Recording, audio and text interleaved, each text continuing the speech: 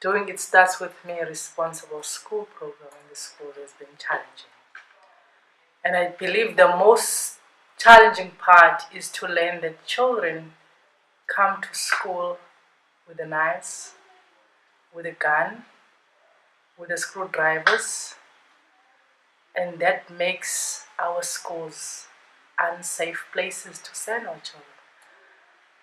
And feeling threatened and vulnerable in these classes, I cannot imagine what the teachers are going through every day. Children threatening the teachers and are not scared to speak out, to tell what they will do to the teachers if they feel that they're not respected enough. Yeah, it's quite challenging. It is quite challenging. And there have been times I felt like walking out of the class because I couldn't handle. But again,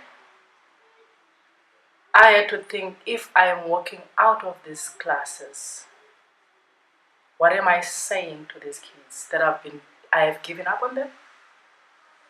Because I believe that the fact that they're acting out like this is because they feel that adults have given up on them.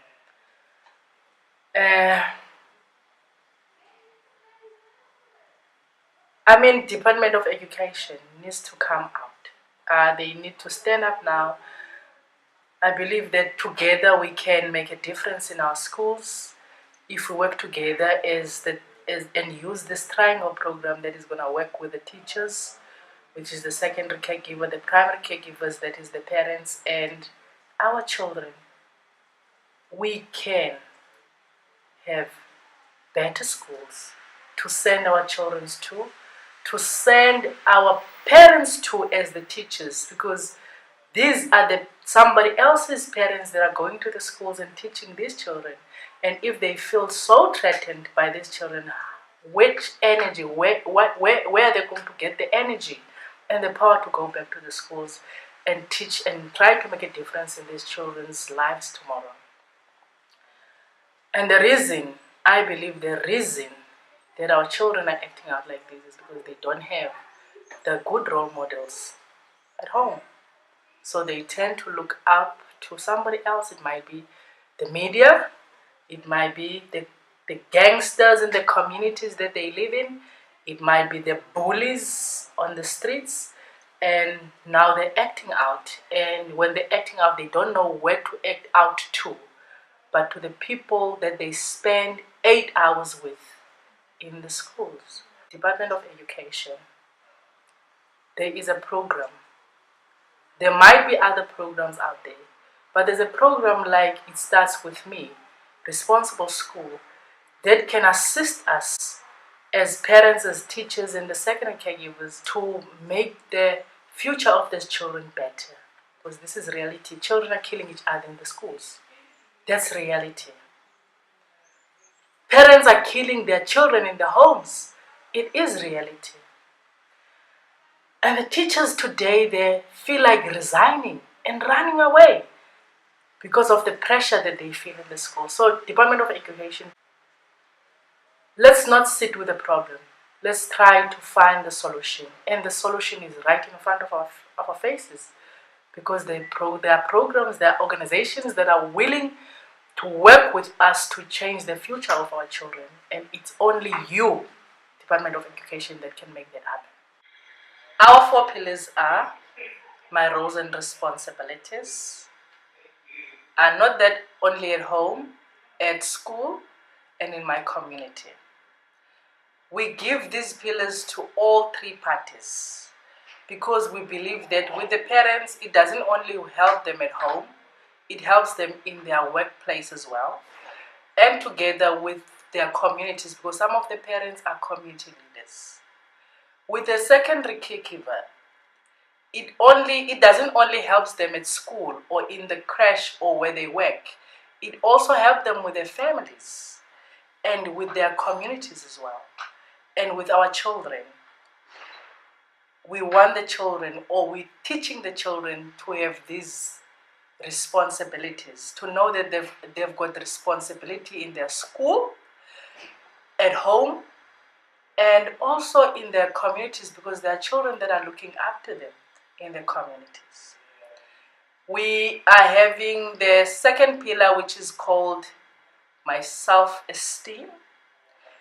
We help the children to learn that it is important to have a positive self-esteem at home, because at home there are siblings that look up to them, and they look up to their positive self-esteem, and they strive and want to be like them.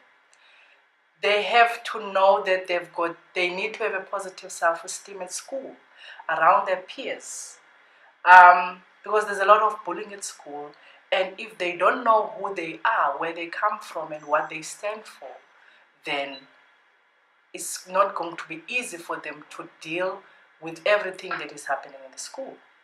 And also in their communities, they have to have the positive self-esteem, because they don't only have friends in the school, they've got friends in the communities that might come and influence them. And if they don't know who they are, they can be easily influenced. We also have the third pillar, which we called my effective communication. I need to communicate well with my peers. I need to hear them and also understand them. They also need to hear me as well and try to understand my views. At home as well, I've got a role to play when it comes to my effective communication, to lead or to introduce family meetings in my house, because not each and every house have got family meetings. But what we teach them, we've learned through what we teach them, they don't know what family meetings are.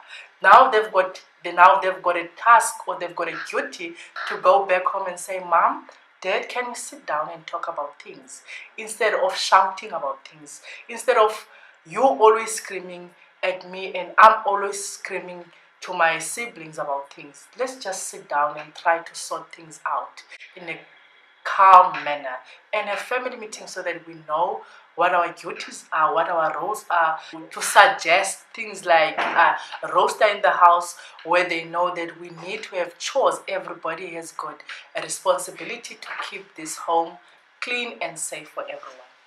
And also with their peers, what can we do as this group to try and teach other children out in the society to have an effective communication around their community? We've got the fourth pillar, which is our values and positive discipline, where they are taught to look at their principles and the things that they stand for and the things that they believe in. Because in most cases, we've learned that our children, they learn from their secondary caregivers, not from their primary caregivers.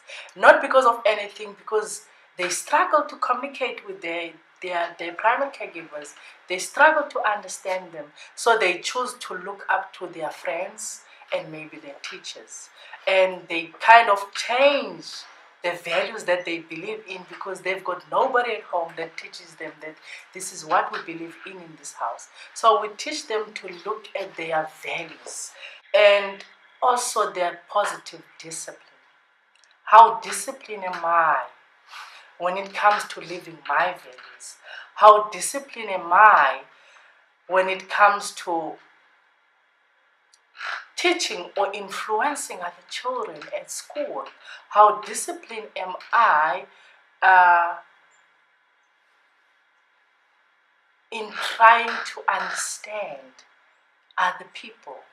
How disciplined am I when it comes to reaching my goals? Because in the responsibility session or lesson, we teach them that it's their responsibility, it's their own responsibility to make sure that when they get to school, they do their homeworks, they study hard so that they can pass at the end of the day. So, discipline, how disciplined they are, or am I, when it comes to becoming the person that I want to be or to reach where I want to go.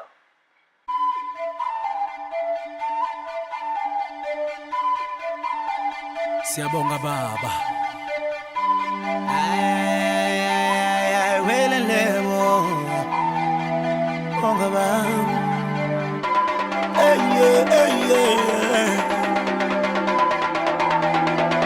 Come on. I've got a good feeling, and I can feel it in my soul. Oh, that happy days are here again.